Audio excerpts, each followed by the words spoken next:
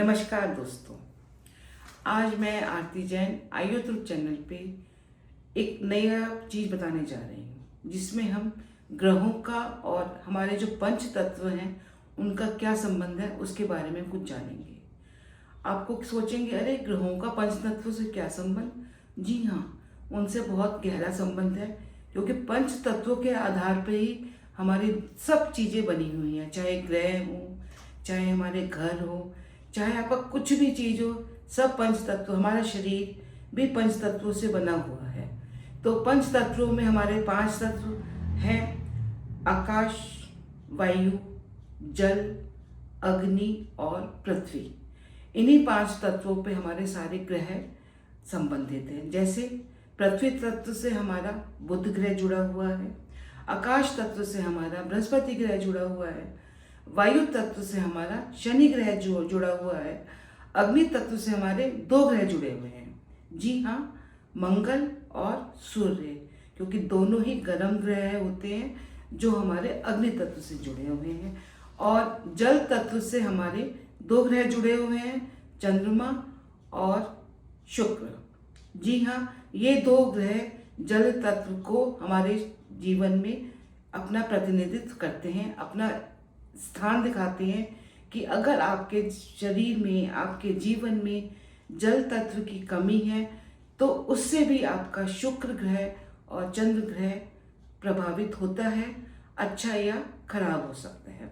चलिए आज हम आपको जल तत्व के ऊपर शुक्र ग्रह कैसे अपना प्रभाव डालता है, चंद्रमा ग्रह कैसे प्रभाव डालता है, उसके बारे में बताते हैं।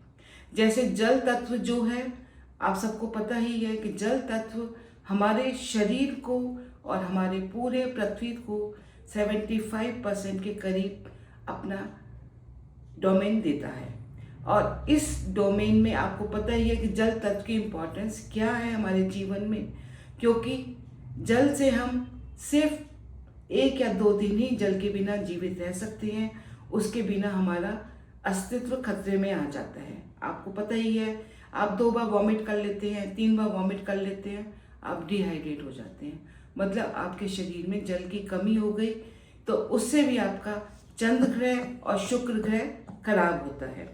जैसे अगर आपको अपना शुक्र ग्रह अच्छा करना है, चंद्र ग्रह अच्छा करना है, तो आप अपने शरीर के जल तत्व को अच्छा करिए, जिससे कि आपका धीरे धीरे करके शुक्र तत्व और जल और चंद्रमा का जो तत्व है वो आपके शरीर को, आपके जीवन को और भी अच्छा करेगा।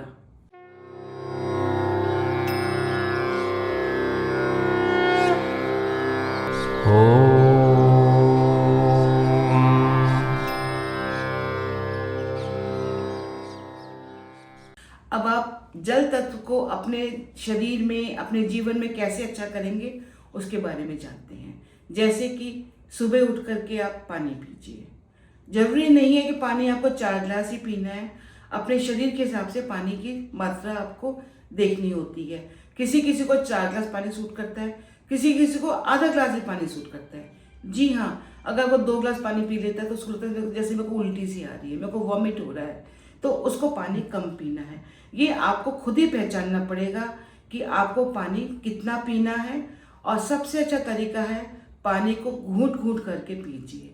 और अगर आपको और भी अच्छा प्रभाव लेना है तो पानी को 1 घूंट लीजिए, कुछ सेकंड के लिए अपने मुंह के अंदर रखिए, जिससे कि आपका जो सलाइवा है वो पानी के साथ मिले और उससे आपका स्टमक भी अच्छा होगा और जल तत्व का प्रभाव भी आपके शरीर पर बहुत ही अच्छा पड़ेगा। ये तो हो गई हमारा पानी पीने का तरीका। और साथ ही साथ पानी आपको खाने के, जो खाना खाते हैं उसके तुरंत बाद पानी नहीं पीना चाहिए। कम से कम 1 घंटे का, 45 मिनट्स का आपको डिफरेंस रखना चाहिए। हाँ, अगर आप खाने के बीच में खाना खाने के बाद थोड़ा सा पानी पी लेते हैं तो वो भी आपके जल तत्व को आपके शरीर में बैलेंस करेगा। साथ ही साथ अगर आप रात को सोते हैं, सोते समय अगर आप अपने सिरहाने पे 1 कप में या 1 गिलास में थोड़ा सा नमक वाला पानी अपने सिरहाने रख लेते हैं तो उससे भी आपके शरीर का जो जल तत्व है वो संतुलित होगा, क्योंकि जो नमक है वो समुद्र से ही आता है और समुद्र आपकी जो प्रभाव है उससे आपकी ऑरा की जो भी नेगेटिविटी है, जो भी जल तत्व का आपके शरीर के ऊपर बुरा प्रभाव है, उसको दूर करेगा। और इसका प्रभाव आपको हफ्ते में दिखना शुरू हो जाता है। पर उस पानी को अगर आप नमक डालते हैं पानी के अंदर, तो उस पानी को पौधे के अंदर नहीं डालना है, क्योंकि पौधा उससे खराब हो जाता है। उसको आप किसी भी ज़मीन पे बहा दीजिए, वॉश बेसिन में बहा दीजिए। सबसे अच्छा है फ्लश कर दीजिए, उससे आपका फ्लश भी साफ होगा, सैनिटाइज होगा, आपकी फ्लश की नेगेटिविटी दूर होगी। इसी तरह से आप अपने जल तत्व को अपने शरीर से ठीक कर सकते हैं और अपने शुक्र ग्रह को और चंद्र ग्रह को भी ठीक कर सकते हैं। अगर आपको चंद्र ग्रह और शुक्र ग्रह अच्छा करना है जल तत्व के माध्यम से, तो आपको एक नहाने की आदत भी डालनी पड़ेगी। जी हाँ, अगर आप नहाते हैं और सुबह अगर आप 12 बजे के बाद नहाते हैं, तो उससे आपके शरीर का जल तत्व का बैलेंस खराब होगा और जल तत्व का आपके ऊपर अच्छा प्रभाव नहीं पड़ेगा, जिससे आपका चंद्र ग्रह और शुक्र ग्रह भी खराब होगा। नहाते समय सबसे पहले आपको अपने पैरों पर पानी डालना चाहिए, क्योंकि उससे क्या होता है कि आपके शरीर का जो तापमान है वो बैलेंस होना शुरू हो जाता है और धीरे धीरे करके उसका प्रभाव हमारे शरीर पर अच्छा आता है। कभी भी सिर पे डायरेक्ट पानी मत डालिए, और सबसे अच्छी बात, सिर पे कभी भी गर्म पानी मत डालिए, क्योंकि गर्म पानी से आपकी जो सिर की एक तो स्किन है वो भी खराब होती है, पोर्स खुल जाते हैं, उससे आपके बाल कमज़ोर हो जाते हैं और बालों को भी उससे नुकसान होता है। अब आप सोचेंगे छोटी छोटी बातें हैं, और इन बातों से ही आप अपने चंद्र ग्रह को और शुक्र ग्रह को ठीक कर सकते हैं।